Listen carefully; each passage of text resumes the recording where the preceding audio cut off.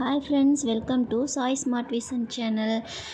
இன்றைக்கி நம்ம என்ன பார்க்க போகிறோன்னு பார்க்குறதுக்கு முன்னாடி நம்ம வீடியோ ஸ்பான்சர் பண்ணுறது பை மோட் இ ஷாப்பிங் தாங்க.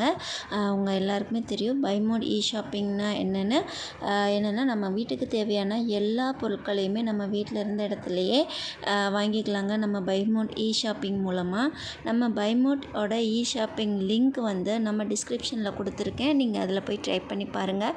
நம்ம பை மோட்டில் பொருட்கள் எல்லாம் வந்து மிகவும் தரமானதாகவும் தரத்துக்கேற்ற நியாயமான விலையோடையும் கிடைக்குதுங்க.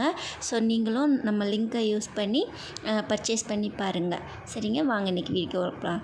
இன்றைக்கி வந்து என்ன பண்ண போகிறேன்னா, சூடான இட்லியும் அதுக்கு வந்து நம்ம மதுரை சைடெல்லாம் செய்யக்கூடிய ரோட்டுக்கடை தண்ணி சட்னி தாங்க பார்க்க போகிறோம்.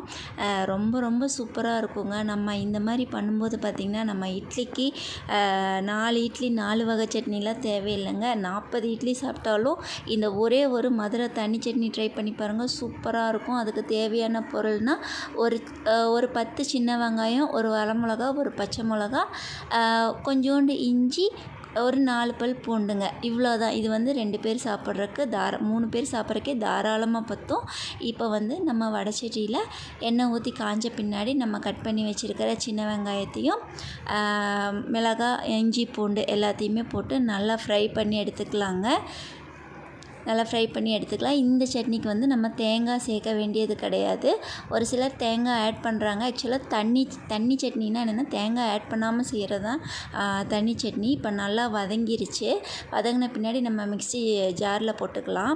அதுக்கப்புறம் பார்த்திங்கன்னா நல்லா உங்கள் கை நிறைய ஒரு 3 கை அளவுக்கு நீங்கள் வந்து பொட்டுக்கடலை சேர்த்துக்கலாம். நம்ம இதில் தேங்காய் சேர்க்கறது இல்லை, அதனால் ஒரு 3 கை அளவுக்கு நல்லா பொட்டுக்கடலை சேர்த்துக்கோங்க. சேர்த்துட்டு தேவையான அளவு உப்பு கூட நீங்கள் சேர்த்துக்கோங்க. உப்பு சேர்த்துட்டு நம்ம நல்லா மை மாதிரி அரைச்சி எடுத்துக்கலாம்.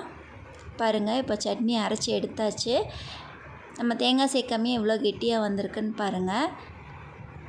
நம்ம மிக்ஸி ஜாரையுமே வந்து அதில் கழுவி சேர்த்துக்கலாம். இப்போ பாருங்கள், சட்னி இந்த அளவுக்கு தண்ணியாக இருக்கணும். இந்த சட்னி வந்து கொஞ்சம் நல்லா சுருக்குன்னு உப்பு காரெல்லாம் கரெக்டாக போட்டு செஞ்சிங்கன்னா ரொம்பவே டேஸ்ட்டாக இருக்குங்க. சட்னி பாருங்கள் ரெடி ஆயிடுச்சு சூப்பராக. இப்போ சட்னியை தாளிச்சிக்கலாம். சட்னி தாளிக்கிறதுக்கு ஒரு வரமிளகா, கொஞ்சோண்டு கருவேப்பிலை, கடுகு, உளுந்தம் பருப்பு, இது 3 தாங்க. அவ்வளோதான். இது 3ஐயும் போட்டு தாளித்து நம்ம சட்னியில் மிக்ஸ் பண்ணி எடுத்துட்டோம்னா சூப்பரான சுவையான மதுரை சைடில் கிடைக்கக்கூடிய தண்ணி சட்னி ரெடி ஆயிடுச்சுங்க.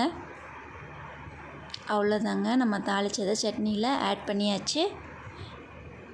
சூப்பரான சட்னி ரெடி ஆகிடுச்சு பாருங்கள். நீங்களும் ட்ரை பண்ணி பாருங்கள். இப்போ இட்லி வெந்துருச்சான்னு பார்க்கலாம் வாங்க. இட்லியும் அருமையாக ரெடி ஆகிடுச்சுங்க.